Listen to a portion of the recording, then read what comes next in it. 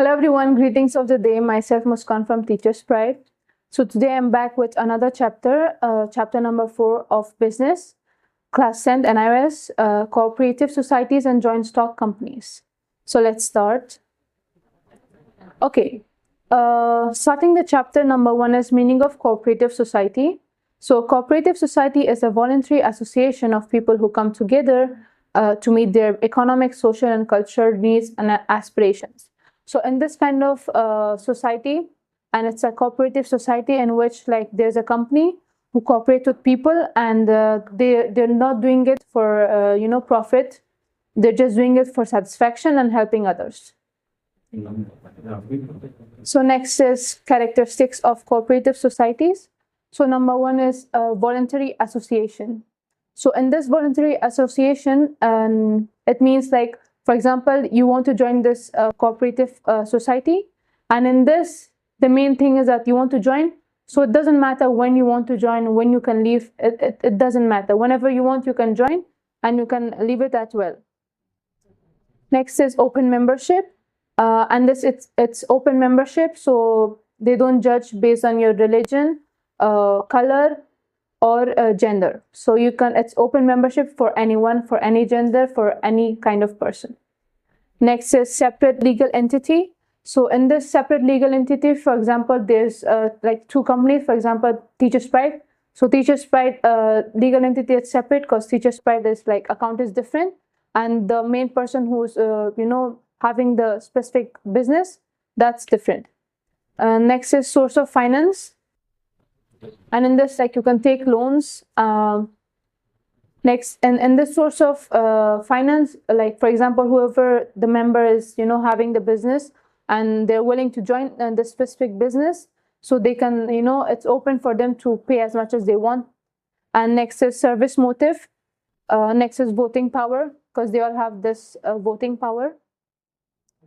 Okay, so next is types of cooperative societies. Number 1 is consumers cooperative societies. So in this kind of society, there's the person who's consuming and whatever product it is. So the cooperative society will cooperate with them, and based on that, how much they want, what they want, there will be cooperation. And producers cooperative system will be there as well. Marketing cooperative society. In this kind of society, main thing is for example, you have a business, and the product you're selling, it's not actually, it's hard to sell, and you're having a hard time selling that, so the marketing cooperative society will help you in that. Next is thrift and credit cooperative societies. Then cooperative group housing societies. And this cooperative group housing societies, the main thing is that, for example, people who are in need and they want a house, so they'll get it in a minimum amount, how much they can pay, they can get a house.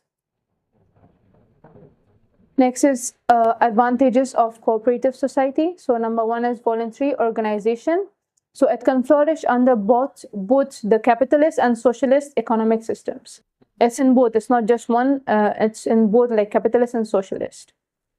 Next is democratic control. The specific cooperative business, whatever it's going, so it should be controlled in a democratic manner.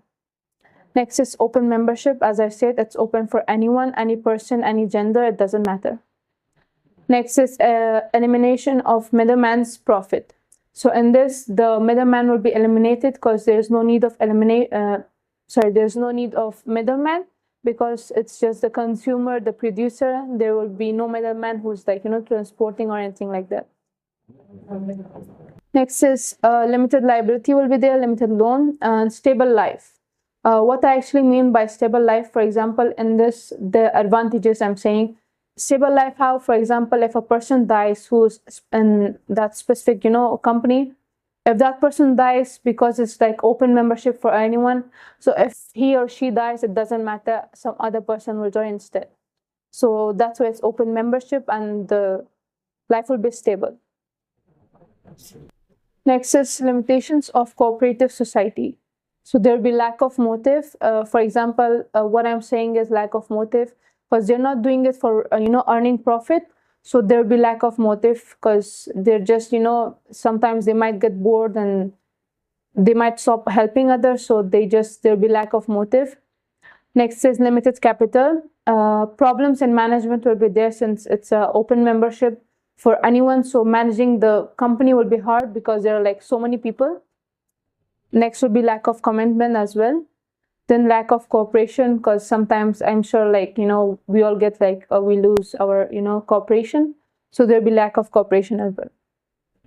Okay, next is meaning of joint stock company. So an organization which is owned jointly by all its shareholders. So in this kind of business, a business is like owned by its own investors. So that's why it's called a shareholder joint stock company. Next is characteristics of a joint company, joint stock company. So artificial legal person will be there. Separate legal entity, because it can sue and can be sued in its own way. It doesn't matter to be the specific company's name. So for example, it's someone starting their business, so the business will be named by them. Then would be a perpetual succession. So its life is not affected by death because someone else can join it. Then will be limited liability and common seal will be there. Then will be transferability of shares, separation of ownership and management. Next is types of companies. So there will be like two types of companies, private company and public company. So number one is private company, a business entity that is privately owned by a small number of shareholders, company members, or a non-government organization. So and there's like a firm whose shares do not, trade on public exchanges. So that's called a private company because the government doesn't have to, deal with this a lot. Next is public company. So a corporation wherein the ownership is dispensed to general public shareholders through the free trade of shares of stock over the counter at markets or an exchange.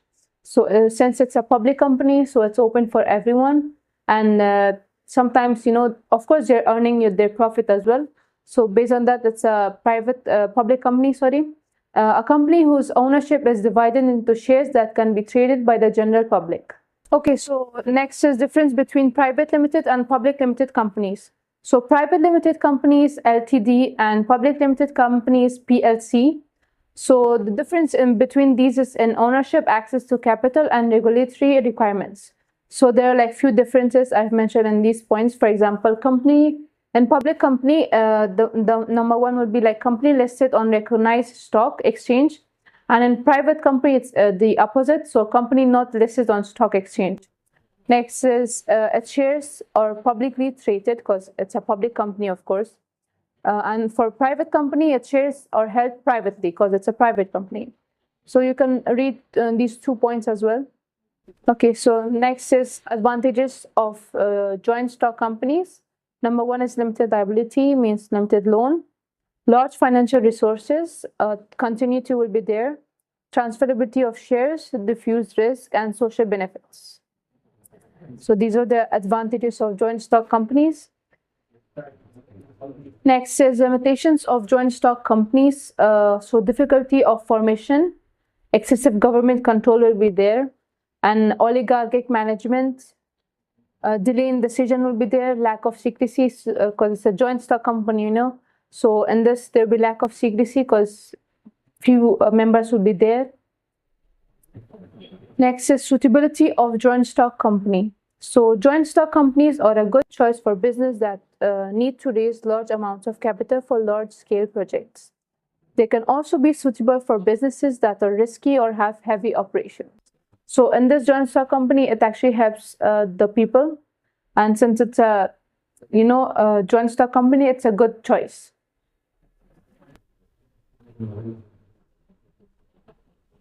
Next is government company. Okay, so business that is owned and managed by the government either at the federal or state level, in which the government owns at least 51% of the paid up share capital.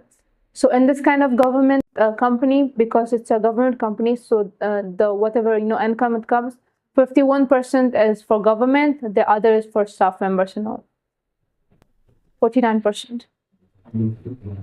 Next is meaning of multinational companies. So a company that operates in more than one country in addition to its home company. So in this kind of company, since it's a multinational company, so in this, it doesn't really have to be, in one place. It can be like in 2 countries as well. For example, I have a company in UK. So if I want to expand my business, so I'll start it, for example, in Portugal or America or somewhere else. So in there, I can start my multinational company will be there, because it should be like in 2 countries. Next is advantages of multinational companies. So investment of foreign capital, generation of employment, use of advanced technology, since it's a multinational company. So in one country the technology will be like a bit like advanced, and in another country it might be like low. So that's the advantages of multinational companies. And next is growth of ancillary units, increase in exports and inflow of foreign exchange, and healthy competition. So in healthy competition, because it's a multinational, so they compete more and more to get better in their business. Next is limitation of multinational companies. So there'll be like least concern for priorities of host countries, and adverse effect on domestic enterprises, and change in tradition will be there. Because a company, for example, if I say like India, so in India the tradition of the business and working, it's like totally different. For example, if I want to move in another country, for example Afghanistan, so there will be like difference. And that's it, guys. Thank you for today.